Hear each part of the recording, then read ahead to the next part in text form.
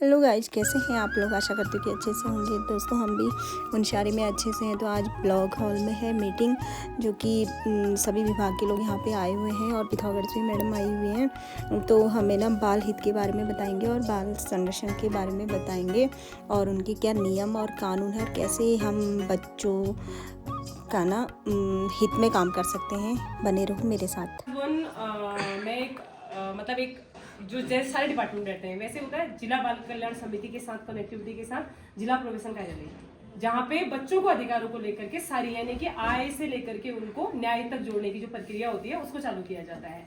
और इससे पहले शायद आपके साथ तो मेरी मुलाकात आज पहली बार ही हो रही है। हम लोग पिथौरागढ़ में, मेरा नाम निर्मला पांडे है, मैं कोर्ट से भी हूँ, लीगल एडवाइजर। उसके साथ ही हम CHL को भी देखते हैं जिला प्रोबेशन कार्यालय के माध्यम से। तो ये सारे इसलिए आपको भी इसमें इंक्लूड किया गया है कि क्योंकि जब भी ऐसे केसेस आते हैं तो प्राथमिकता हॉस्पिटल और आपकी और अन्य की तो बाद में आती है, क्योंकि शिक्षा का ड्रॉप आउट के लिए रहता है। आपके लिए ये कि जब कोई ऐसे सबसे ज्यादा केसेस क्या था, पॉक्सो और बाल विवाह, उन केसेस में आपका क्या रोल रहता है और आपने कैसे उसको एक्टिविटी कर दी है, जिसमें भी आप थोड़ा सा अपना इससे मैं इसलिए बता रही हूँ कि आप थोड़ा सा इसको तैयार कर लें ताकि इन तक ये बात चली जाए। क्योंकि शिकायतें क्या रहती है, कल मैं बेरीनाग में थी तो पुलिस हमें सपोर्ट नहीं करती है। वो कंडीशन है, ऐसा तो नहीं है कि पुलिस हमें सपोर्ट नहीं करेगी, क्योंकि मेरे को भी 16-17 साल हो जाते हैं पुलिस डिपार्टमेंट के साथ और आपके महिला सेल की मैं काउंसलर भी हूँ। करती है सपोर्ट, पर उसका तरीका होता है। तरीका क्या होता है वो अभी सर बताएंगे, किस तरीके से जेन्युइन केसों को देखा जाता है। तो ये आपका पार्ट है, ये मैं आपका छोड़ूंगी अभी, ठीक है। तो आपका स्वागत है, अभिनंदन है हम सभी की ओर से। अब दूसरा वाला क्या आता है, शिक्षा। तो शिक्षा में थोड़ा सा जाऊंगी सर। शिक्षा के लिए होता है, क्योंकि सर प्रतिनिधि के तौर पे यहाँ पे आए हुए हैं। शिक्षा का रहता है कि हम देखते हैं जब हम एडमिशन करवाते हैं उसके बाद 8th 9th से कुछ बच्चे आना बंद कर देते हैं, करते हैं, ऐसा होता है। इसके बारे में हम लोगों ने अभी चर्चा करी थी।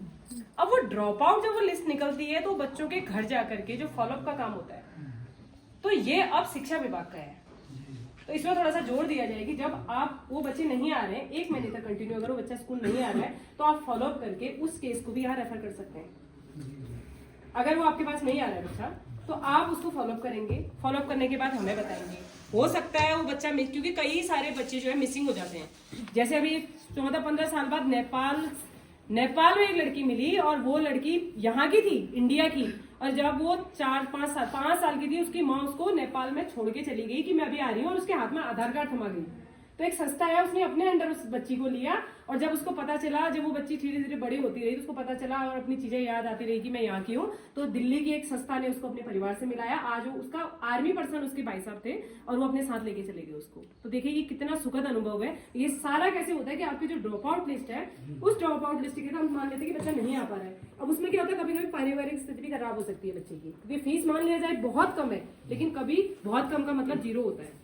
तो ये थोड़ा आपके डिपार्टमेंट के लिए कि 0 मतलब उसके बाद 10 रुपया भी नहीं हो सकता है। हो सकता है वो घर से ला रहा हो, किसी मानसिक स्थिति के कारण टॉफी बिस्किट खा ले रहा हो और आपके पास जमा नहीं हो रहा। तो ये जेन्युइन कारण है, जिन कारणों में शिक्षा विभाग को जाने की जरूरत है। और शिक्षा विभाग से हमें उम्मीद है कि ड्रॉप आउट बच्चों की जो लिस्ट है पहले तो आप फॉलोअप करें, आपकी टीम फॉलोअप करे। अगर आप टीम की फॉलोअप के दौरान हमारी जरूरत पड़ती है तो आप इस नंबर पर कॉल करके हमें इंक्लूड कर सकते हैं। तो आपका ये वाला रोल है। और ये समिति में ये चीजें भी इसलिए कि ड्रॉप आउट बच्चा आए तो वो आए हमारे तक आपके माध्यम से आए, ताकि सक्रियता दिखे। ये पार्ट क्लियर हो गया ना। जो बाल विवाह हम लोग बोल रहे थे ना अभी, वो यहीं से होता है। कैसे होता है, यहीं होने का मतलब सब लोग नहीं कराते हैं, ठीक है। इसका होने का मतलब है कि वो बच्चा ड्रॉप आउट है तो हम लोग देखते नहीं है। जब पता चलता है कि वो बच्चा 2-3 साल नहीं आ रहा, तो पता चलता तो शादीशुदा करके गृहस्थी बसा चुके हैं बच्चे, ठीक है। तो ये मैटर समझ आ गया ना। ये सारे पार्ट आपके ही है, ठीक है। भले आपको सैलरी बहुत कम मिलती है लेकिन काम बहुत ज्यादा है, ठीक है। उनका रोल ये आ गया। सर का रोल सर बताएंगे, क्योंकि वो डिपार्टमेंट से, पूरा पुलिस डिपार्टमेंट से है, तो मैं नहीं चाहूंगी मैं उसमें घुसूं अंदर। मैं घुस गई तो फिर बहुत सारी चीजें जैसे हो जाता है कि सर अच्छा ये कैसे, वो उसको बताएंगे आपको कि पॉक्सो विक्टिम का जब केस रजिस्टर्ड होता है, क्योंकि धारचूला में भी प्रॉब्लम आई थी सर कि वो बोल रहे थे कि हमारा केस रजिस्टर नहीं करते हैं। तो उस कंडीशन में, क्योंकि कंडीशन क्या होती है, देखिए अगर बच्ची 18 साल से ऊपर है, अब उनको पता नहीं होता कि पॉक्सो का जो केस होता है 18 साल से इधर होता है, तो उनको ये जानकारी नहीं होती कि हम 19 साल की बच्ची का पॉक्सो के तहत रजिस्ट्रेशन नहीं करवा सकते हैं, मतलब हम रजिस्टर ही नहीं कर सकते वो केस पॉक्सो एक्ट में। तो वो जानकारी का अभाव है और वो लड़ने आ जाते हैं पुलिस वालों से कि करो करो करो भाई, कैसे नहीं कर रहे हो। तो वो केस वो जबरदस्ती रजिस्टर नहीं करवा सकते, ठीक है। अब बात आती है जो यहाँ हम लोग बैठे हुए हैं। सर आपका तो क्या है, जैसे ये समिति है तो समिति की बैठकें करना, कुछ ऐसी समस्याएं आ जाती है, आप लोग इतने स्टाफ बैठ करके उसका सोल्यूशन करते हैं, वो हम तक पहुंचे उससे पहले आप तक पहुंच जाए। तो समिति का गठन का कारण ये है कि आप लोग सॉर्ट आउट करते हैं उसको बैठ करके। ठीक हो गया सर, आपका डिपार्टमेंट कौन सा था? अच्छा ठीक है, वो हो गया ना। अब बात आती है जिला बाल कल्याण समिति, सबसे अहम पॉइंट है। और कितने यहाँ जानते हैं उस चीज को मुझे बता दें, क्योंकि मैं क्लियरिटी के साथ फिर उसको बोलूं। जिला बाल कल्याण समिति CWC जिसका शॉर्ट फॉर्म है, आए हैं तो फिर सारी चीजें जानकारी होनी ही चाहिए। नहीं मालूम? सब पेंशन वगैरह वहाँ से मिलती है, इतना ही पता है। नहीं, समाज कल्याण से मिलती है। समझ के CWC नोट करो भाई, जिला बाल कल्याण समिति को मुंशियारी में भी कोई नहीं जानता है। जिला बाल कल्याण समिति बहुत अहम है। इसको शायद सर तो जानते होंगे। आज मीटिंग होती है, टोडी मैडम है। नहीं वो नहीं, वो JJB। चलिए मैं बता ही देती हूँ। किशोर न्याय बोर्ड अधिनियम के अनुसार तो जो आपराधिक मामले होते हैं, सुन लो ध्यान से, तुम्हारे काम आएगा। मान लिया जाए मेरा बेटा जा रहा है, मेरे बेटे का 25,000 रुपए का चालान कट गया, ठीक है, गाड़ी किसी और की थी, उस बच्चे को कोर्ट में पेश नहीं किया जाता है। उनके लिए स्पेशल कोर्ट लगती है जिसको किशोर न्याय बोर्ड बोलते हैं, जिसको JJP हम लोग कहते हैं, JJB, ठीक है। वो लगती है विकास भवन से थोड़ा सा अंदर को एक जगह है बिल्डिंग, जहाँ पे जिला बाल कल्याण समिति और किशोर न्याय बोर्ड एक साथ बैठकें लगती हैं। प्रत्येक शुक्रवार को किसी भी बच्चे को जो 0 से 18 साल तक के बीच में, उस बच्चे को कोर्ट में पेशी नहीं करी जाती, उसके लिए स्पेशल कोर्ट लगती है। जब मीटिंग होती थी तो ये बाल कल्याण समिति के वो भी आते थे, अध्यक्ष आते, उसके बारे में मैं बता रही हूँ आपको, क्योंकि वो आपके साथ ज्यादा रोल है उनका, सबसे ज्यादा रोल आपके साथ है और सबसे ज्यादा पंगे उनके पुलिस वालों से ही होते हैं, ठीक है। और उसमें क्या होता है, जो मजिस्ट्रेट होती हैं, जैसे सर ने बोला पूनम टोंडी मैम, वो मजिस्ट्रेट है अभी न्यायिक मजिस्ट्रेट के रूप में, जैसे कोर्ट में अलग अलग जज होते हैं ना, वैसे ही वो बच्चों वाला कोर्ट देखती है। तो वो शुक्रवार को, जैसे हम बैठे ना हॉल में, एक कोर्ट ऐसी लगती है और उस बच्चे को बहुत अच्छे ढंग से ट्रीट किया जाता है, उसको समझाया जाता है। वहां वकील भी, अब तो पता नहीं, क्योंकि मैं भी वहां बैठती थी, 2 साल मैं भी बैठी हूँ, तो वकील भी अपनी यूनिफॉर्म पहन के नहीं आते थे, बस शर्ट में आते थे। क्यों? क्योंकि किशोर न्याय बोर्ड अधिनियम बोलता है 2015 के किसी की बच्चे के मन में कानूनी भय बैठाना एक कानूनी अपराध है, इसलिए कि उस बच्चे को ये न लगे कि मुझे कहाँ पेश किया गया है। जज वहां नॉर्मली एक काउंसलर की तरह पेश आती हैं और वहां उसके माता पिता के साथ उसकी काउंसलिंग होती है और उस बोर्ड के दौरान उस समस्या का समाधान होता है।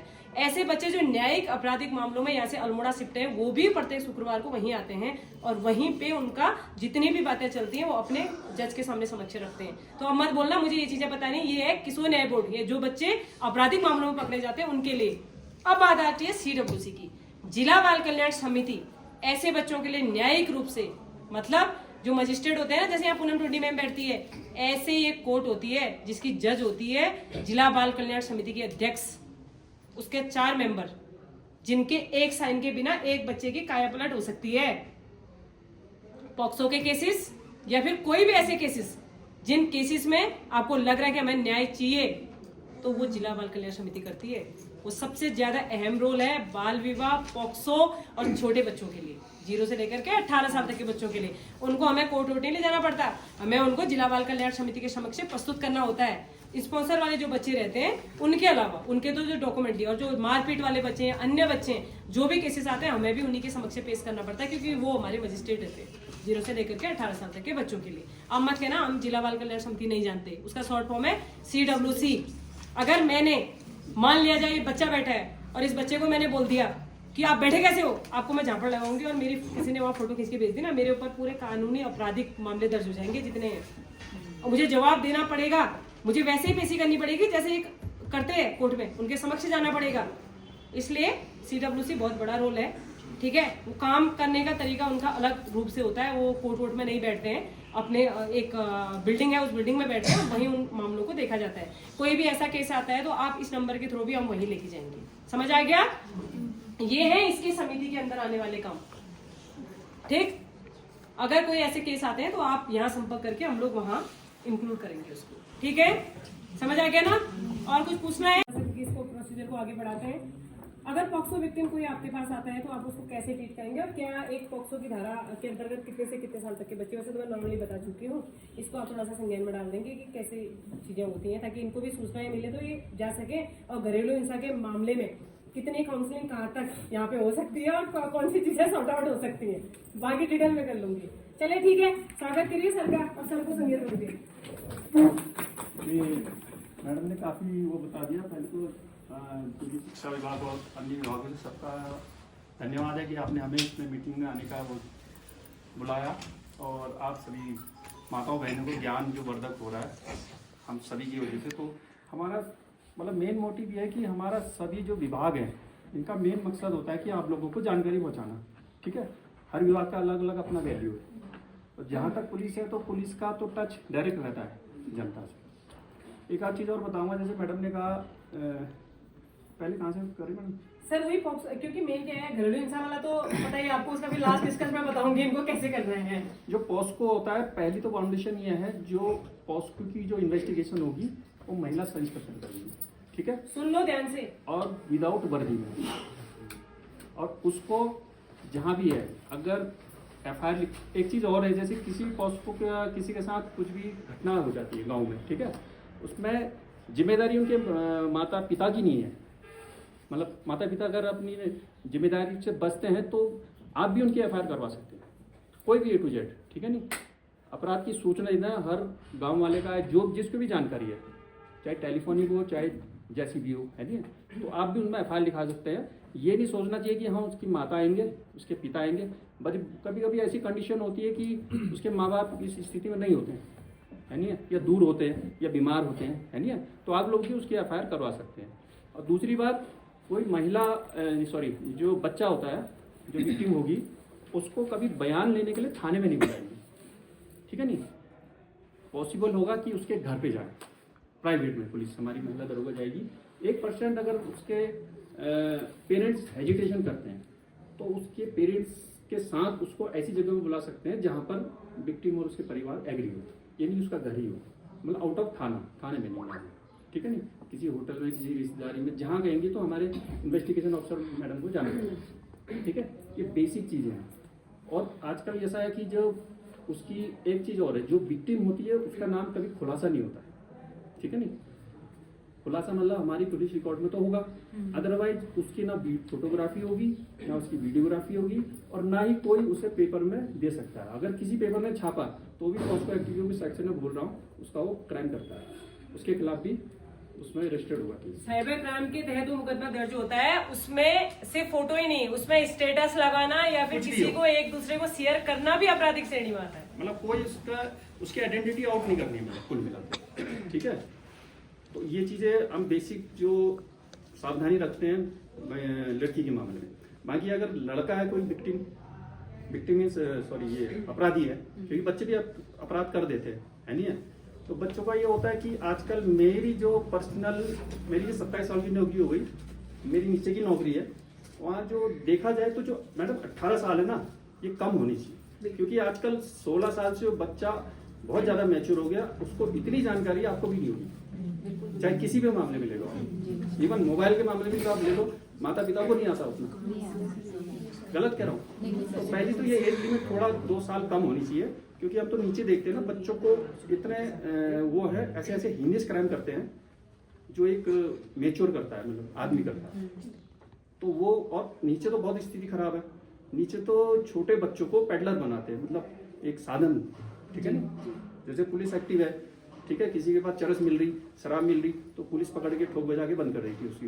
अब चूंकि बच्चों का ये CWC बीच में आती है, समितियाँ आती है, तो हमारे हाथ बच जाते हैं, हम उससे वो टैगल नहीं कर सकते। इस चीज़ का फायदा वो उठाते हैं क्रिमिनल, कि बच्चे से अपराध कर लो और इसका पुलिस तो कुछ करेगी नहीं। और एक चीज़ और है, बच्चा क्राइम करता है, अब बहुत ही हीनियस क्राइम है, ठीक है नहीं, सपोज मैडम कह रही है उसकी, हमने सपोज उसे अरेस्ट नहीं लिखते, अरेस्ट नहीं, हिरासत नहीं लिखते, उससे संरक्षण नहीं, उसके बाद में जे बोर्ड में पेश करते हैं। जे बोर्ड में मैडम जो भी रिमांड देती है हमें, उसके बाद वो बच्चा जेल होती है, संप्रेक्षण गृह बोलते हैं उसको, तो वहाँ होती है, वहाँ भी हमने देखता है, हम विजिट करते हैं, बहुत अच्छा होता है। ऐसा जेल का माहौल नहीं होता वहाँ, सुबह अच्छा नाश्ता मिलता है, अंडे मिलते हैं, फल मिलते हैं, दूध मिलता है, टीवी रखा हुआ है, और गेम्स भी है अंदर, कैरम बोर्ड वगैरह वगैरह। तो बच्चे मतलब ये, अब नीचे की बात बताऊंगा मैं, हमारे यहाँ बनपुर पर पड़ता है, सबसे ज़्यादा क्रिमिनल बच्चे हम वहीं देखते हैं। तो आता ऐसा है, क्राइम कर लिया उसने, पुलिस ने चलो जो भी ये कार्रवाई करके भेज दिया उसको संप्रेक्षण में, और 2 महीने बाद आता है मोटा ताजा होकर। मतलब ये समझो कि गवर्नमेंट की पॉलिसी बच्चे के प्रति वो है, ठीक है। गवर्नमेंट का सोचना, बच्चा मतलब हम उसे डिवाइड तो नहीं कर सकते ना, गलत सही, बच्चा तो बच्चा है, ठीक है। तो उसके लिए तो हम वैसे ही वो करते हैं। और एक चीज का जैसे ट्रायल होता है ना, जब एक बच्चे का जो भी है नाम आउट नहीं होगा, तो हमारे लिए तो ये है कि कोई बच्चा होता है तो अगर हीनेस क्राइम है या रिकवरी है उसके 2-3 कंडीशन है उसमें, या तो रिकवरी है उससे कुछ चरस मिल गई, कुछ मिल गई बच्चे की, या ऐसा बच्चा जो बड़ों के साथ इन्वॉल्व है क्राइम में, ठीक है नहीं, और हीनेस क्राइम अगर कोई करता है तब तो हम उसे संरक्षण में देते हैं, अदरवाइज उसके खिलाफ वो FIR लिखते हैं। अदरवाइज हमारे लिए ये आदेश है कि अगर छोटे मोटे क्राइम होते हैं तो उसकी FIR लिखते हैं, ओनली GD एंट्री करते हैं, ठीक है। और एक चीज और है, जैसे कोई हीनेस क्राइम में हमने उसका रिमांड ले लिया, ठीक है, और उसमें जब सुनवाई होती है तो जज ऑर्डर शीट लिखती है मैडम, मुझे अभी हाल में पता चला, तो उनका नाम नहीं लिखती है ऑर्डर शीट में, ABCD कुछ इस टाइप से लिखेगी। मतलब ऑर्डर शीट कल को आउट हो जाएगा ना, कोर्ट की भी कभी कभी आउट हो जाते हैं क्योंकि वो बहुत चीज़ें होती है, तो इस टाइप से लिखती है, और उसका रिकॉर्ड कहीं नहीं रखा जाता। अगर 18 साल से नीचे का कोई अपराध कर रहा है, कल को उसकी नौकरी लग रही है, तो पुलिस वेरिफिकेशन में उसे कोई दिक्कत नहीं, ठीक है। तो फिर ऐसा कोई नौकरी कर सकता है, चाहे प्राइवेट चाहे जॉब, तो हम उसमें ये नहीं लिख सकते कि इसमें इसके ये है, तो उसका रिकॉर्ड ऑटोमेटिकली खत्म हो जाता है बच्चों के मामले में। तो 2 और चीजें हैं, कुछ बोल रहा हूँ, अगर आप याद दिलाओगे तो मुझे याद आ जाएगा, ठीक है, अच्छा है। तो ये बेसिक चीजें हैं। और विक्टिम का जो है, आप कह रहे थे ना मैडम कि विक्टिम सॉरी ये जो नाबालिगों की शादी होती है, ये होती है, मैं भी यहाँ बांग्ला में रहा, वहाँ तो ट्रेंड ही देखता हूँ मैं। वहाँ का ट्रेंड क्या है कि बच्चे भाग के चले जाते हैं, उसके बाद फिर वहाँ 1 महीने बाद 2 महीने बाद आएंगे, वो पेरेंट्स एक्सेप्ट कर रहे हैं, कोई FIR नहीं, कुछ नहीं। अब शादी हो तो पुलिस तो चलो जा सकती है, किसी ने सूचना दे दी हमें कि उनकी शादी हो रही, फेरे हो रहे हैं, वो तो हम रुकवा देते हैं। अब जब बच्चा भाग के चले गया, उसका पेरेंट्स हमसे शिकायत ही नहीं कर रहे, और है कहाँ ये भी नहीं पता है, नहीं है, चलो शिकायत करें, कम से कम उन्हें ढूंढ तो लें।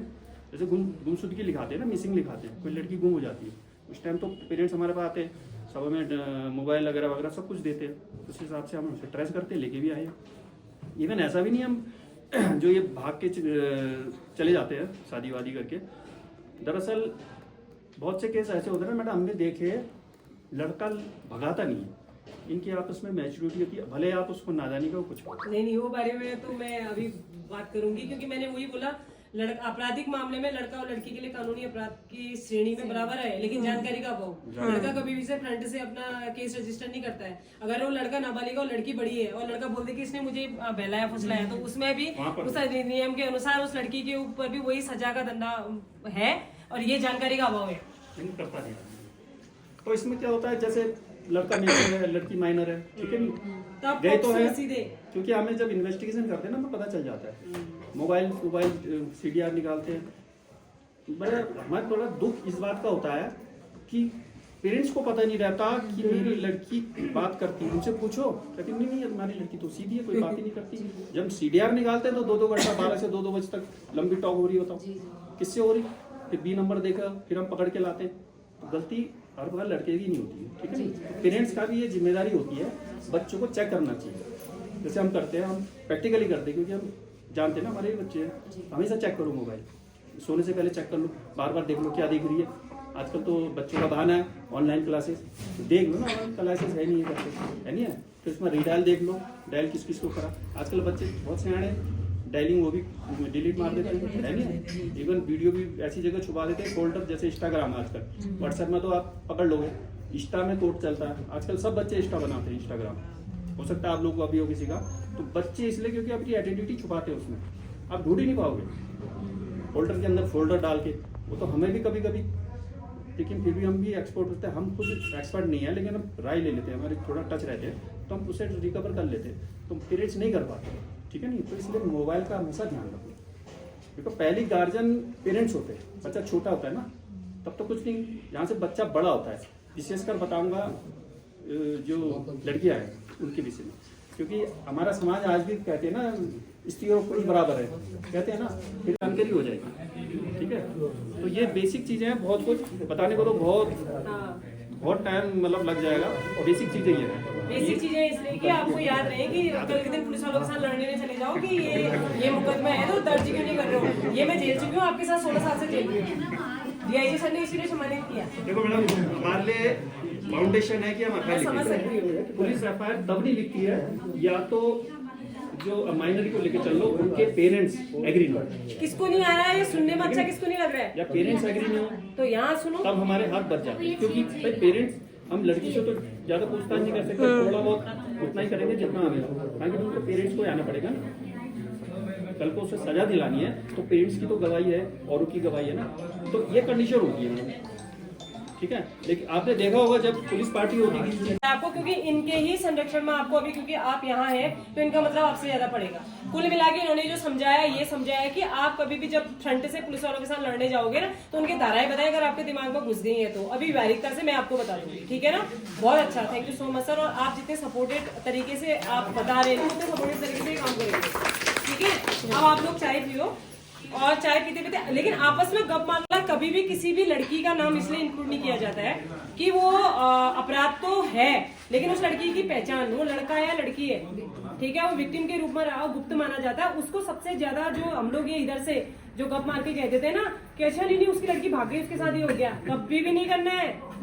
अगर वो स्क्रीन शॉट किसी ने ले लिया ना, आपके ऊपर भी मुकदमा दर्ज होगा। ये सर बताना भूल गए आपको, इसलिए हमने देखना भी नहीं वो चीजें।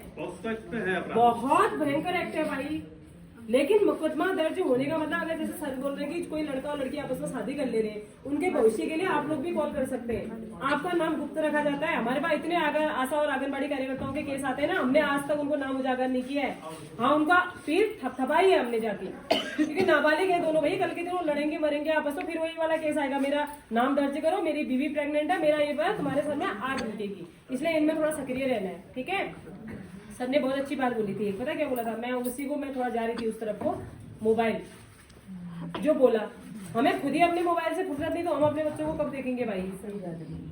गलत कह रही हूँ, इस श्रेणी में मैं भी आती हूँ। मैं आपको ज्ञान दे रही हूँ, इसका मतलब ये नहीं है अगर आधा घंटा मेरा फोन कहीं रह गया तो मेरे को ऐसा लगेगा मेरी तो अंदर से मेरी जान चली गई है। अब इसको कंट्रोल कौन करेगा बताओ, खुद ही करना पड़ेगा। जब हम खुद को कंट्रोल नहीं कर पा रहे, हम अपने बच्चों को क्या कंट्रोल करेंगे। हमें रील बनाने से फुर्सत नहीं है, बनाओ, एक तरीका होता है भाई। बच्चे क्या सीखेंगे, तुम कहोगे अपने बच्चों से, कॉमन सी बात है भाई, मेरी रील है, तेरे दोस्तों को भेज और शेयर कर मार, ये कॉमन सा वर्ड है, होता है नहीं। वो क्या कहेगा, आपके बच्चे से बोले कुछ भी ना उसका दोस्त, लेकिन कहेगा तो सही, तेरी मम्मी को इतना टाइम भले उसकी मम्मी कुछ भी करे, वो पाउंड डाल के सोना चाहता तो क्यों नहीं सोने दे रहे हो, मोबाइल दे रहे हो उसको, लैपटॉप दे रहे हो, कमरा दे रहे हो अलग से, और वो रात भर क्या कर रहा है आप देख नहीं रहे हो।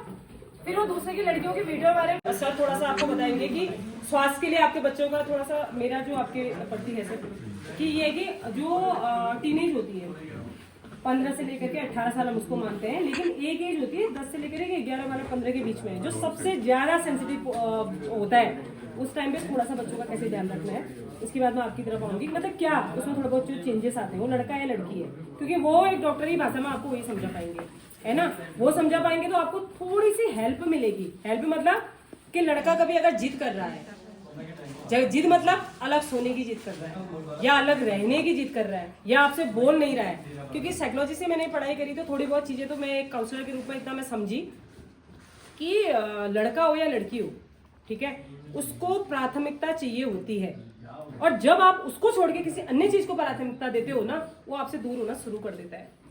बहुत लंबा अनुभव मेरा नहीं है, 40 साल मेरी एज भी होने को है, 18-19 साल के तो बच्चे होने को है। इस फील्ड में सन 2011 से मैं कूदी, और जब मैं कूदी इस फील्ड में तो मैं अपने ऊपर जूझ के कूदी। जो चीज मैं आपको आज बता पा रही हूँ, मैं किताबी ज्ञान नहीं है, ये एक जेन्युइन ज्ञान है जो मैंने लिया, मैंने महसूस किया मतलब मैंने एक एक चीज फेस किया, तो मैं आज आपको बता पा रही हूँ कि हम बच्चों के लिए ऐसे काम करना चाहिए, परिवार की ये स्थिति होनी चाहिए, डिपार्टमेंट को ऐसे काम करना चाहिए, क्योंकि मैं एक एक चीज के लिए लड़ने का मतलब, अगर मेरे को कोई चीज नहीं मिल रही है, मैंने उसको लेना सीखा। और जब मैंने अपनी जर्नी स्टार्ट करी तो मैं सिर्फ इंटर पास थी और मेरे पास कोई जॉब नहीं था। और जर्नी का मतलब होता है कि जब एक महिला के ऊपर, जब आप बोल रही थी ना कि एक महिला भाग के चली जाती है, तो हमारे पास भी बहुत सारे ऑप्शन थे कि अगर उसके पिताजी छोड़ के चले गए, कहीं गायब भी हो गए, वो पता ही नहीं है, तो आप बच्चों को कैसे पालोगे। हम तो नहीं गए, पाला, जिम्मेदारी पूरी करी, कैसे भी करी ना, वो जिम्मेदारी पूरी करी और अपने बच्चों को पाला। इसमें बहुत सारी महिलाएं ऐसी हैं जिन्होंने किया है और जिनकी आंखों में आंसू है। किया है मतलब हम कर रहे हैं, हम अपनी जिम्मेदारी से नहीं भागे। लेकिन अब वो बच्चे ऐसे हैं कि बहुत अच्छे हैं। देखिए वो होता है मेरे जो हमारा है ना, देखो हम किससे जुड़े, अपने परिवार से। आज जुड़े हैं यार फोन से, हम इमोशनली तो हम अपने परिवार से अटैच रहे हैं। जब मेरा पहला अटैचमेंट पुलिस के साथ रहा, पहला, उस समय में राजगुरु जी थे, राजगुरु सर थे एसपी। मैं आपको थोड़ा शेयर कर रही हूँ जो चीजें होती हैं, बोर हो गए तो बता देना। आप लोगों को लेट हो रहा है, आपको आपको सर, क्योंकि अब मेरे को भी मन नहीं हो रहा कि ये गोष्ठी को हम लोग छोड़ें। तो मैं थोड़ा सा परेशान थी कि मेरे पास डॉक्यूमेंट का कुछ इश्यूज था। ये बच्चे 3 और 4 साल की एज में थे, तो जॉब कोई था नहीं। बच्चों के अकॉर्डिंग थोड़ी बहुत प्रॉब्लम्स बहुत सारी होती हैं, फैमिली में भी होती है, कई सारी प्रॉब्लम होती है। और एक महिला के लिए जो हम कहते हैं ना सर, आज की डेट में कहना बड़ा आसान है। हम लोग मैं कहते देती हूँ तुम रील बना रहे हो, करो, लेकिन कहीं ना कहीं उसका अभाव रहा है, पहले से रहा, एक कमी रही होती है। अब इसका ये मतलब नहीं कि पुरुष उसको अभावित करता है। 20% पुरुष के अलावा 80% पुरुष कहीं पे भी ऐसे हैं जो आपका साथ देते हैं। वो किसी भी रूप में हो सकता है, वो बिल्कुल सकारात्मक सोच के साथ होते हैं। हम सिर्फ 20% के बारे में सोचते हैं, हम 80% के बारे में नहीं सोचते हैं। लेकिन जब आप 80% के बारे में सोचना शुरू करोगे तो आपकी जर्नी एक नई स्टार्ट होगी। वो आपका बेटे का भी रूप हो सकता है, आपके अड़ोसी पड़ोसी का भी रूप हो सकता है, आपके फैमिली में आपके भाइयों का भी रूप हो सकता है, सामाजिक कार्यकर्ताओं का भी रूप हो सकता है, पुलिस का भी रूप हो सकता है, डॉक्टर का भी रूप हो सकता है। अब बात क्या आती है महिलाओं के लिए सबसे बड़ी, अगर हम किसी से अटैच होकर बात करें, यानी कि हम खुल के किसी को बात बता रहे हैं, उसका कैरेक्टर ही खराब है। क्योंकि क्या, मैंने बोलना सीखा। बोलने का मतलब अपनी बातों को रखना सीखा, क्योंकि कोई था ही नहीं रखने के लिए, तो कौन रखेगा भाई, कौन रखेगा, खुद को रखना पड़ेगा ना, कोई है ही नहीं। रखना सीखा, पुलिस डिपार्टमेंट से, यहाँ से वहां से, बहुत सारी चीजें थी मेरे अंदर भी था कि पुलिस वाले काम नहीं करते, बहुत था सर, बहुत। और थाना कोतवाली में एक केस को अकॉर्डिंग गई थी, तो निर्णय किया अपने मन में, मेरी एज थी 23 साल उस समय, और मैंने डंके की चोट में वहां अपने आप से प्रॉमिस किया कि एक दिन मैं इसी जगह आऊंगी और लोग मेरे लिए कुर्सी छोड़ने का मजबूर हो जाएंगे, ऐसा बन के बाहर निकलेंगे। ये प्रॉमिस था अपने आप से, कोर्ट से, कोतवाली से, हर एक जगह से। क्योंकि जब आपकी जेब में पैसा नहीं होता, जब आपके साथ सपोर्ट नहीं होता ना, तब आप बिल्कुल निठल्ले कहला दिए जाते हैं।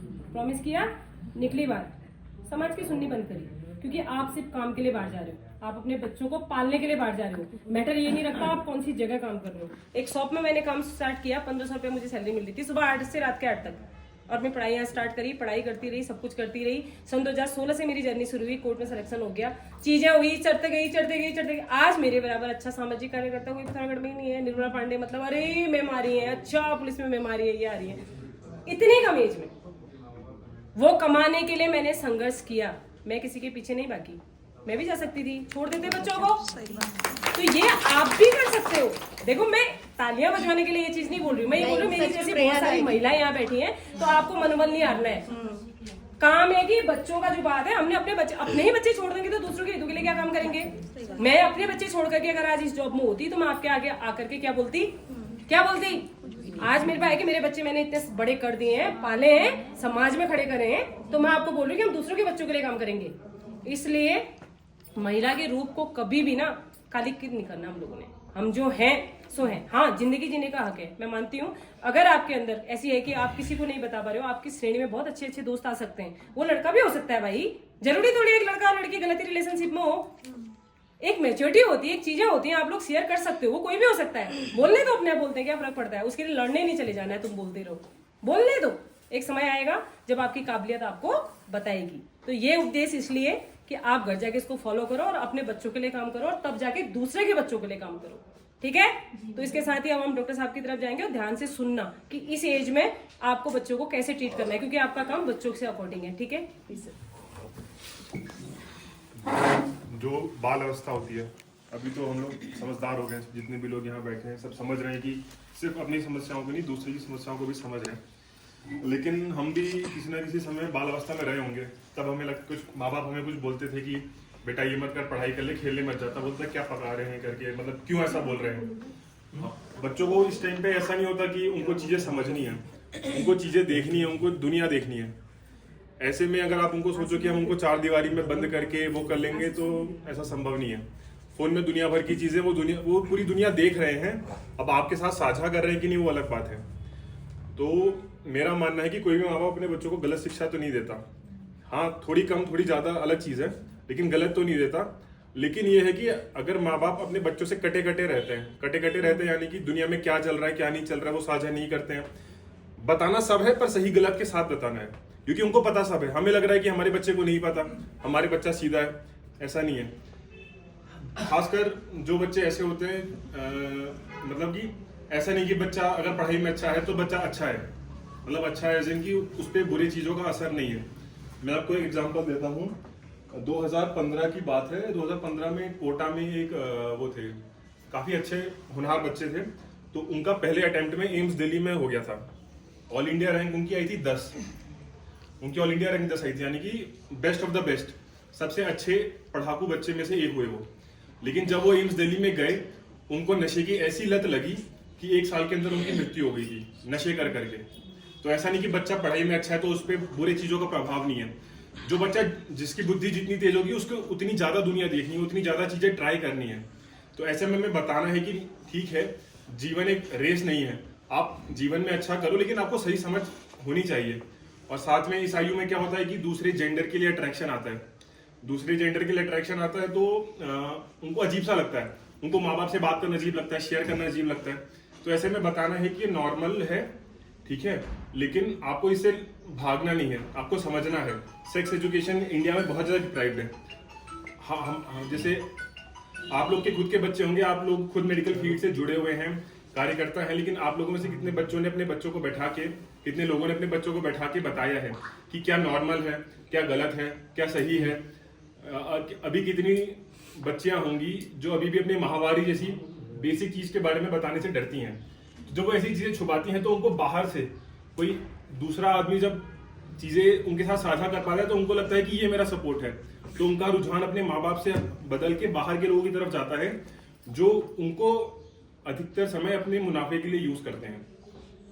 तो इसमें यह है कि उनको सारी बातें बताओ, क्या सही है, क्या गलत है, क्या नॉर्मल है, क्या अब नॉर्मल है। बहुत सारा ऐसा, कई बार ऐसा होता है कि बच्चियां आती हैं अस्पताल में, अपनी माहवारी के बारे में खुल के नहीं बता पाती हैं, उनके पिता को बाहर भेजना पड़ता है, उनकी माता को बाहर भेजना पड़ता है कि नहीं आप बाहर जाओ, तब जाके इनके साथ हम बात कर पाएंगे, क्योंकि वो बताने में अजीब सा होता है। और नशे का एक है कि इस उम्र में, क्योंकि वो दुनिया इतना देखना चाहते हैं और दुनिया में इतने सारे असामाजिक तत्व हैं, तो वो बच्चों को सिखाते हैं कि ये करो मजा आएगा, है ना। और जैसा कि यहाँ पे शराब का प्रलोभन बहुत ज्यादा है। आप ऐसे जाओ, आपको इतने सारे लोग शराब पीते हुए मिल जाएंगे, आपके घर में कितने सारे लोग शराब पी रहे हैं। तो जब बच्चा देखता है कि सब कर रहे हैं तो गलत क्या है इसमें, अगर मेरे पिता कर रहे हैं, मेरे सामने कर रहे हैं, तो उसमें क्या गलत है शराब पीने में, तो मैं क्यों ना करूं। और जब उनकी उम्र में गलत नहीं है तो मेरी उम्र में गलत क्यों है। तो इस चक्कर में वो अपना करियर बर्बाद कर लेते हैं। तो थोड़ा उनको समझाना, उनसे बात करना ही इसका उपाय है, क्योंकि ये उम्र एक्सप्लोर करने की है। हमने भी अपनी उम्र में दुनिया की समझ हमें इस उम्र में आती है, शुरू होती है, और इतनी समझ नहीं होती कि सही गलत का पता चले। तो उत्तरदायित्व माँ बाप का होता है सही गलत बताना। बहुत बढ़िया, thank you so much sir. कुल मिलाकर खाते समय कम से कम एक बात चीज ये हो जाएगी। और जो माहवारी वाली बात करी ना, जो प्रेगनेंसी वाली जो बात आती है वही के अकॉर्डिंग होती है, क्योंकि आपसे आपकी बच्ची खुल के बोल ही नहीं पाती और उसके साथ कोई इत्तेफाक हो जाता है, 3-4 महीने की वो बच्ची प्रेग्नेंट होती है तो आपको पता ही नहीं रहता है, क्योंकि आपको पता ही नहीं है मेरी बच्ची की माहवारी की डेट कब है। विश्वास करो, अंधविश्वास नहीं करना है, ठीक है। तो अब हम समापन सत्र रखेंगे, क्योंकि इसकी अकॉर्डिंग कोई सवाल है तो पूछो। और एक रिक्वेस्ट है मेरी कि जो जैसे बैठा है ना वो ऐसे ही अपनी चेयर उधर घुमाएगा, कहाँ, उस तरफ को, बाद में, ठीक है। और हम लोग यहाँ आ जाएंगे तो आप लोगों के साथ एक बहुत बड़ी यादगार वाली जो फोटो है वो हम अपने साथ लेके जाएंगे, अच्छी आएगी। बस जैसे बैठे हो वैसे कुर्सी उधर घुमा देनी है, ठीक है। सबकी मुंडियां आ जाएंगी। और बाकी आपके जो कांटेक्ट नंबर है वो सब लेके गई हूँ मैं, और ये नंबर आपको मैंने याद करा दिया है। अगर मेरा नंबर चाहिए तो मैं वो भी दे दूंगी, ठीक है। और जब भी आपकी मीटिंग हो, जब भी, आपसे मेरा रिक्वेस्ट है, कभी भी आप ऐसी ब्लॉकों में मीटिंग करते हैं, बच्चों के लिए करते हैं, किसी भी महिलाओं के लिए करते हैं, आप मुझे कॉल करें, हम आएंगे, आके आप लोगों के साथ मीटिंग करेंगे, ताकि समय समय पे जो भी जानकारी हमारे तक पहुंचे हम आप तक पहुंचवा दें। चलेगा ऐसा? जी चलेगा ना। तो अब हम सर को बुलाएं जी, ठीक है सर प्लीज। अपने सामने भटजी भी कहने आशीर्वाद ही दूंगा। भटजी के साथ इतना लंबा अनुभव है मेरा काम किया हुआ, इतना लंबा अनुभव है, जब मैंने इनको देखा ही नहीं काफी देर कुर्सी में बैठा हुआ, समझ रहे हो ना। अब देख रहे होंगे कि यार इनको एज में इतने, मतलब हम लोगों को क्या चला, जितने सालों से मैं ये काम कर रही हूँ, शायद भटजी के अकॉर्डिंग बहुत छोटी छोटी उम्र में हम लोग काम करते थे, बट मेरा वही है, भटजी है या पंडित जी है ऐसे कर रहे तो बात कर रहे हैं, बट इनके साथ जो काम का अनुभव है मुनाकोट ब्लॉक से बहुत ही अच्छा अनुभव है, और इनकी तो एक असीम कृपा है। और यहाँ मेरे को 3-4 लोग ऐसे मिले जिन्होंने मुझे बाहर से बोला, रहे अच्छे आप यहाँ आए हैं, तो ये एक लगता है कि मेरे अपने लोग अभी भी मुझे नहीं भूले हैं, क्योंकि मेरा काम जरूर बदल सकता है, लेकिन वो व्यवहार और वो व्यवहारिकता कभी नहीं बदल सकती। जब भी कभी भटजी को फोन करो, भटजी ये है, भटजी कहेंगे हाँ हो जाएगा पांडे मैडम, क्यों टेंशन ले रहे हो, यही रहता था। और साथ अनुभव है, बहुत अच्छा अनुभव, कोई इनको किसी चीज के लिए कह दे ये मना नहीं कर पाते थे। भी इनकी बारी आती है तो ये माँ चंडिका के रूप में उनको पूजने के लिए इनको दिया गया इतना बड़ा दायित्व, तो ऑटोमेटिकली आपके चेहरे में तेज दिखता है। तो मेरी एक दिल से भी चाह दे कि आपके आशीर्वाद से दो शब्द हम लोग सुने, ताकि यहाँ से जाते जाते ठंडे के साथ साथ आपकी अच्छी यादें भी हम लोग लेके जाए। प्लीज सर, अभी मैं यहाँ से अनाउंस कर दूँ, ठीक है। धन्यवाद मैडम। जैसा कि मैडम ने अपना परिचय, मेरा परिचय तो मेरा आप लोग जानते ही हैं, क्योंकि मैडम ने अच्छा काम, मैडम को आप जानकारी दे दें। अभी हमारा मतदाता सूची का कार्यक्रम चला था, तो जिसमें काफ़ी बेहतरीन सहयोग हमारा सुपरवाइजर मैडम का और सभी लोगों का रहा था, इसलिए भी सबसे बड़ा अवसर मुझे मिला है कि पहले तो मैं सबका धन्यवाद भी ज्ञापित करता हूँ कि आप लोगों ने बहुत बेहतरीन कार्य किया और काफ़ी मतलब सहयोग प्रदान किया, इसलिए पुनः मैं आप लोगों का धन्यवाद ज्ञापित करता हूँ। तो जैसा कि आज का जो हमारा कार्यक्रम है, ये चाइल्ड जो हमारे बच्चों के लिए जो 0 से 18 साल के बच्चे हैं, तो उनके विषय में जो समस्याएं होती हैं या उनके द्वारा जो अपराध किए जाते हैं, उसको लेकर के ये आज की गोष्ठी आयोजित की गई है। तो इसमें हमारे उपस्थित जो हमारे जिला प्रोबेशन अधिकारी कार्यालय से हमारी जो मैडम आई है, निर्मला पांडे जी हैं, और दूसरी मैडम शायद का तो परिचय मुझे सुनीता है मैडम, उनका भी स्वागत है। और साथ में हमारे टीम है, मेहता जी हैं और पूरन जोशी जी हैं, 4 लोग आए हुए। जी, आप सभी का और हमारे पुलिस डिपार्टमेंट से आए हुए, हमारे SI महोदय, हमारे शिक्षा विभाग से आए हुए और हमारे स्वास्थ्य विभाग से भी हैं, और हमारे बीच में हमारे आर्थिक खंड विकास अधिकारी महोदय हैं और सुपरवाइजर मैडम है आपकी, इनका भी काफ़ी अच्छा योगदान रहा है। तो काफ़ी बेहतरीन जानकारी आप लोगों को दी गई है पॉक्सो के बारे में, और जो हमारी बाल विवाह है या यौन शोषण होता है, हमारे जो 0 से 18 वर्ष के जो नाबालिग लोग हैं, तो उनके लिए किस प्रकार के रूल्स बने हैं, क्या नियम है, उसके बारे में मैडम काफ़ी गहराई से आपको जानकारी दी है। तो इसका आप लोग फायदा उठाएंगे इस गोष्ठी के माध्यम से, क्योंकि आप लोग डायरेक्ट एक ऐसे वर्कर हैं जो आप सीधे ग्राम पंचायत में जुड़े हुए हैं, क्योंकि आपके आंगनबाड़ी केंद्र है, तो एक आंगनबाड़ी केंद्र की मान के चले लगभग ग्राम पंचायत में आप लोग कार्य कर रहे हैं। तो उसके साथ ही हमारे भी जो कर्मचारी हैं वो फील्ड वर्कर हैं, चाहे हमारे ग्राम पंचायत अधिकारी हों, ग्राम विकास अधिकारी हों, उनका भी दायित्व है, और वो भी जो है इस कार्यक्रम में आप लोगों के साथ सहयोग करते रहते हैं। बीच में या कभी बैठकें होती है ग्राम सभा ग्राम पंचायत की, उन बैठकों के माध्यम से भी इन मुद्दों को रखा जाता है, क्योंकि हमारे जो सेक्रेटरी हैं उनको भी जो है इसका जो बाल विभाग है उसके लिए उनको भी नामित किया गया, उनको बनाया गया। ये जानकारी भी आपको होनी चाहिए कि वो उसकी जानकारी जो है संबंधित हमारे जो बाल संरक्षण समिति है या हमारी जो स्थानीय पुलिस जो थाना है या हमारा जिले में भी कर सकते हैं वो लोग सूचनाएं, तो वो सूचनाएं देने का काम उनका भी आप लोगों के सहयोग से हो सकता है, क्योंकि आप लोग डायरेक्ट जुड़े हैं और आप लोगों द्वारा गणना भी की होती है, क्योंकि बाल गणना करते हैं आप लोग, आपके रजिस्टर बने होते हैं, तो बाल गणना में आपको जानकारी रहती है किसकी उम्र कितनी है, क्या है, और इस लड़की की शादी हो रही है तो उसकी एज क्या है, तो डायरेक्ट आप लोग जो है उसके टच में रहते हैं। तो ये भी आप लोगों का कर्तव्य दायित्व बनता है कि जब कभी ऐसे प्रकरण आपके संज्ञान में आते हैं तो उसकी सूचना आप जो है उचित माध्यम से दें, क्योंकि भविष्य जो है किसी का भविष्य को बचाना है आपने, जैसे अपराध अनजाने में न होने पाए। और बाकी तो आपको बता दिया गया है कि चाहे वो बालक हो या बालिका हो, उनके लिए रूल्स जो है बराबर हैं, और स्वास्थ्य संबंधी समस्या हैं उनके डॉक्टर साहब ने आपको जानकारी दे दी है। और ड्रॉप आउट का जो मामला है वो हमारे शिक्षा विभाग से आए हैं, पोस्को के बारे में या अन्य जो हमारे बाल अपराध होते हैं उसके विषय में भी हमारे SI मोदी ने आपको बेहतरीन जानकारी दी है। तो मुझे पूरी आशा है कि जिस निष्ठा से आप लोग जो है कार्य कर रहे हैं, तो उसी निष्ठा से आप लोग इस प्रकार की जो कार्यक्रम या जानकारी आपको उपलब्ध कराई है उसका आप लोग फायदा उठाएंगे। जैसे यहाँ पर हेल्पलाइन आपको बताई गई थी 1098, तो इसका भी जो है आप लोग उपयोग करवाएंगे। और जो अभी मैडम ने बताया कि 4000 रुपये में जो आप जानकारी दे रहे हैं, तो उसका भी जो अधिकांश लोगों को लाभ मिले, जैसे उन्होंने धातु लोग काफ़ी लाभ उठा रहे हैं, लेकिन हमारे मुंसाई लोग नहीं उठा पा रहे हैं। तो मैं चाहूँगा कि आप अधिक से अधिक जो है इसका लाभ उठाएंगे। और बाकी जितना भी हमारा जो पंचायत राज डिपार्टमेंट जो हमारे वर्कर्स हमारे फील्ड वर्कर्स वहाँ पर काम कर रहे हैं ग्रास रूट पर, अगर उनकी भी कोई आवश्यकता आप लोगों को पड़ती है तो नंबर तो लगभग आप लोगों के पास रहते ही हैं उनके नंबर। तो कभी ऐसी दिक्कतें आती है, कोई सहयोग की आवश्यकता पड़ती है, तो वो कर्मचारी हमारे यहाँ पर कार्यरत हैं। आप लोग ग्राम पंचायत स्तर पर, फील्ड स्तर पर और बाकी विकास खंड स्तर पर तो हम लोग हैं। मेरा नंबर शायद आप लोगों के पास है, ये सब चीज़ें मैं तो आपके ग्रुप में जुड़ा हुआ भी हूँ। तो इस प्रकार से कभी कोई अगर समस्या आती है तो आप डायरेक्ट उसमें शेयर कर सकते हैं। बाकी सहयोग करने के लिए हम लोग हमेशा तैयार हैं। तो इसी के साथ मैडम मैं पुनः आपका, क्योंकि एक समझिए से मैडम ने अभी परिचय दिया था, इनको तो मैं पहले से जानता हूँ कि एनजीओ के माध्यम से भी आप आए हैं। उन्होंने काफ़ी वहाँ पर प्रोग्राम चलाए नूनापुर में, काफ़ी बेहतरीन प्रोग्राम मैडम के द्वारा चलाए गए। दूसरा ये मैं कह सकता हूँ कि स्ट्रॉन्ग लेडी के रूप में भी आप यहाँ पे जो है मुझे नज़रों में है, क्योंकि जिस प्रकार की लाइफ स्टाइल आपकी रही है और जिस संघर्ष आपने झेले हैं, तो इस प्रकार की एक स्ट्रॉन्ग लेडी के रूप में आप यहाँ पे हैं और एक उदाहरण स्वरूप हैं। तो मैं जितनी प्रकार की इस प्रकार की जो महिलाएं हैं, तो उनके लिए एक किस्म से आप उनका अनुसरण करने के योग्य हैं। तो इसका भी आप लोग एक उदाहरण आपने पेश किया है, तो इस उदाहरण को भी आप लोग अपने को अंगीकार करेंगे। और इस प्रकार के कहीं अगर आपको किसी गांव परिवेश में, आपके परिवेश में इस प्रकार की समस्या युक्त आपको लेडीजें मिलती हैं, तो उनके बीच भी आप साझा कर सकते हैं ऐसे एग्जाम्पल्स को कि कैसे हमें संघर्ष करना है, कैसे हमें अपने परिवार को आगे चलाना है, कैसे अपने परिवार को आगे चलाना है। तो अपराध की ओर न ले जाए परिवार, बल्कि अपनी एक आजीविका का वर्धन करें सकारात्मक तरीके से और अपने ऊंचाइयाँ भी लाएँ और अपनी उपलब्धियाँ भी करें और आगे का मुकाम हासिल करें। ये हम लोगों का उद्देश्य होना चाहिए। इस प्रेरणा को आप लोगों ने जन जन तक पहुँचाना है। तो इसी आशा के साथ कि आपकी इस गोष्ठी का आप लाभ उठाएंगे और इसका जो अपनी ग्राम पंचायत में स्वयं तो आप करेंगे अनुसरण करेंगे, साथ में अन्य लोगों को प्रेरित करने का आप काम करेंगे।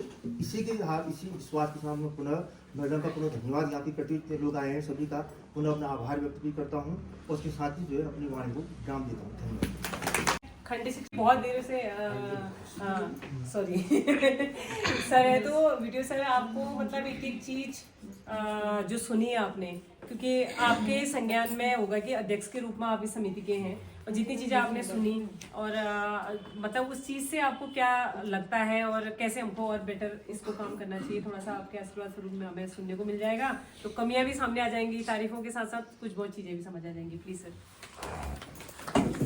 धन्यवाद मैडम। इस सभाकक्ष में जो आज ब्लॉक बाल संरक्षण समिति की जो बैठक में आप जनपद से आए हुए हमारे जिला बाल समिति के समस्त पदाधिकारीगण और चिकित्सालय से आए हुए हमारे मेंबर डॉक्टर, शिक्षा विभाग से, कोतवाली से, बाल विकास से मैडम और आप सभी आंगनबाड़ी कार्यकर्ता भाई बहन हैं। जो ये यहाँ पर जो बाल संरक्षण समिति की जो बैठक आयोजित की गई है, ये लगभग साल भर में ही होगी। लगभग हर साल ये जब जिला बाल संरक्षण समिति के लोग जिले से फ़ोन करते तभी ये बैठक आयोजित होती है, अन्यथा ब्लॉक की तरफ से कभी हो पाती है। लेकिन मैं कोशिश करूँगा कि क्योंकि जहाँ इससे पहले मैं जिन जिन ब्लॉकों में रहा है, हमने कम से कम तीसरे महीने या चौथे महीने में एक बार अपनी कमेटी की बैठक करने की कोशिश की है। यहाँ भी ये प्रयास किया जाएगा। बहुत अच्छी जानकारी पांडे मैडम के द्वारा दी गई है, एसओ साहब के द्वारा दी गई, सभी डॉक्टर साहब लोगों के द्वारा, क्योंकि आप लोग फील्ड से जुड़े हैं, आप लोगों की भी ये चीज़ें लगभग पता रहती है। बाल विवाह है और ये यहाँ की बात कही थी कनाली छिला की, जो बालिका 4 साल बाद वो मिली थी, उस केस में मैं ही था। जो शाम के वक्त रात में तो बताओ कि 8 बजे मुझे एनजीओ के माध्यम से फोन आया था, ठीक है, ऐसे ऐसे बालिका है, वो कनाली छिला ब्लॉक बता रहे हैं या डीडीआर ब्लॉक है, इनका गांव का भी पता था, शिलोनी था, गांव का नाम शिलोनी था। शिलोनी अब 3 ब्लॉकों में थी, डीडीआर में भी थी, मुनाको में थी और कनाली छिला में भी थी। संयोग से उनका पहले मेरे को ही कॉल आया, तो मुझे भी पता नहीं था कि ये शिलोनी वास्तव में हमारे यहाँ करके, तो द्वाली सेरा के बगल में नेपाल से लगा हुआ टच है बगड़िया, तो उस गांव में शिलोनी ग्राम सभा की वो घटना थी। तो मैंने वहाँ के प्रधान जी को कांटेक्ट करने की कोशिश की, रात का समय था, तो उन्होंने फ़ोन मेरा रिसीव नहीं किया। फिर एक ऐसे ही आप लोगों की जैसे एक्टिव महिला थी वहाँ की माधवी देवी, वो महिला मंगल दल के अध्यक्ष हुआ करते थे, कभी कभार ब्लॉक में आते थे, तो बहुत एक्टिव लगते थे। मैंने उनका नंबर रखा था, तो फिर मैंने उनको कॉल किया, मैंने कहा मैडम ऐसे ऐसे ग्राम पंचायत शिलोनी की बालिका है, पूजा नाम है और दीवान जी उनके बाप का नाम है, ये आपके गाँव में। तो मुझे बहुत खुशी हुई, कहा सर मुझे पता तो नहीं, मैं पता करती हूँ। फिर फ़ोन काट दिया, लेकिन उन्होंने 5 मिनट में उन्होंने पता करके वो बता दिया मुझे, वो कॉल बैक आके उन्होंने कहा हाँ ये हमारे गांव की बात है। वो भी नई महिला थी, उनको भी उस गांव में शादी हुई 2-4 साल हो गए होंगे। तो फिर मैंने कहा चलो फिर अच्छी बात है। फिर मैंने उनके चाचा जी का पता किया, क्योंकि उस बालिका के पिताजी एक्सपायर हो चुके थे माँ नेपाल से कहीं दूसरे घर चली गई थी, उसने अपने ननिहाल में छोड़ा था उसको। वही पूरी घटना भी मैडम ने बताई थी। तो इस तरीके से करीब हमने थोड़ा इंटरेस्ट लिया उसमें, तो 10 मिनट में उसकी पूरी इंक्वायरी हो गई। फिर मैंने कॉल बैक करके बता दिया, तो उन लोगों ने भी मुझे बड़ा धन्यवाद। बाद में जब वहाँ से हमारे गृह मंत्रालय के थ्रू वो बालिका पिथौरागढ़ आई, उनके नॉमिनेशन वालों को भी बुला के घर से भी बच्चे गए वहाँ, मुझे भी कॉल आया था कि आप भी आए करके, लेकिन मैं उस समय यहाँ गया था, मैं नहीं जा पाया। और इसी तरीके से घटना हमारे इससे पहले बेरीनाग में भी रहा। बेरीनाग में भी करीब हमारे ये सिटी पे वहाँ मैडम थी सुपरवाइजर रश्मि मैडम, उनका भी बहुत बढ़िया प्रयास रहा। उनके द्वारा भी करीब अगल बगल हमारा कार्यालय था, तो उनके द्वारा भी करीब 4-5 वहाँ पर जो है बाल विवाह रोके गए, जो कि 16-17 साल की उम्र में उनकी शादी फिक्स हो गई थी।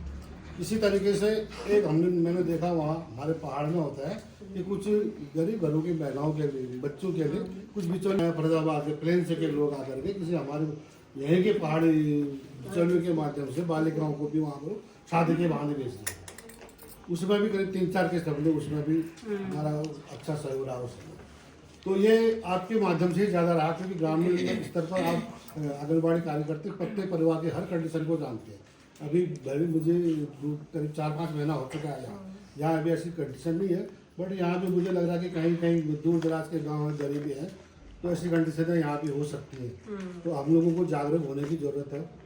आप कभी भी इस तरह की कोई भी अगर घटना होती है तो आप निसंकोच, हमारा नंबर आप लोगों के पास है, आप फ़ोन करिए। क्योंकि हम इस समिति का सदस्य होंगे, अध्यक्ष इसमें माननीय प्रमुख जी होते हैं और बाकी अधिकारी लोग इसके सदस्य हैं।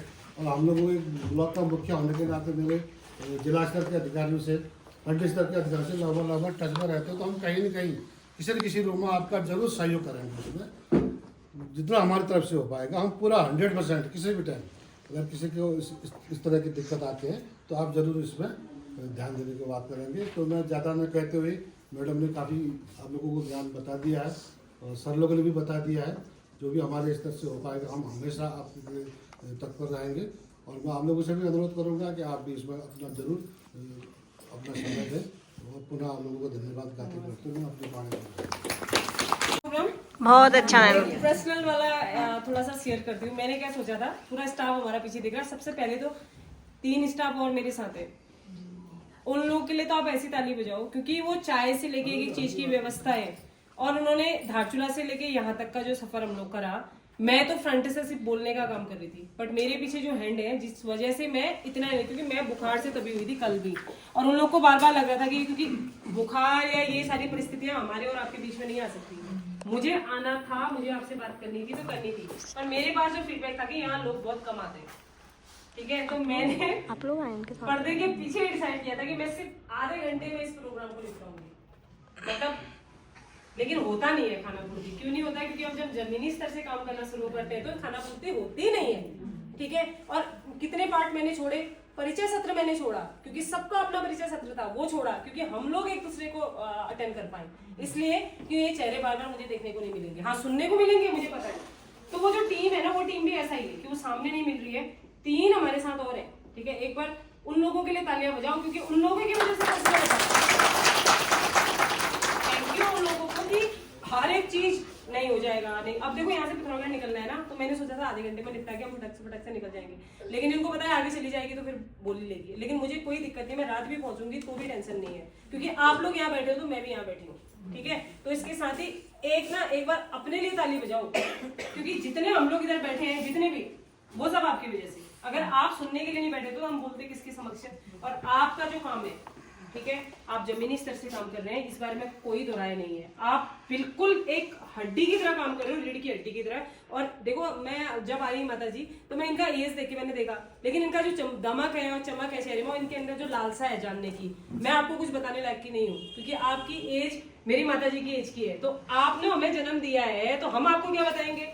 कॉमन सी बात है, ये तो हम ज्ञान दे रहे हैं, लेकिन आपसे हमें सीखने को मिल रहा है। जब आप जैसे इतनी एज की महिलाएं इसमें काम कर रही हैं, तो आप लोगों को तो ये है कि इतने सीनियर लोग आपके साथ हैं, इनसे सीखने को मिलेगा। अनुभव साझा करिए, एक दूसरे से बन के रहिए, सिर्फ ग्रुप तक बन के मत रहिए। कभी फोन कॉल के द्वारा एक दूसरे के हालचाल पूछो, कभी चाय बैठो, केस डिस्कस होंगे, बातें होंगी, जरूरत होगी यार। एक महिला अगर कहीं पे पड़ी है, जैसे मैं थी ना, मैंने अकेले संघर्ष किया, मेरे पीछे किसी का सपोर्ट नहीं था, और ना मुझे चाहिए,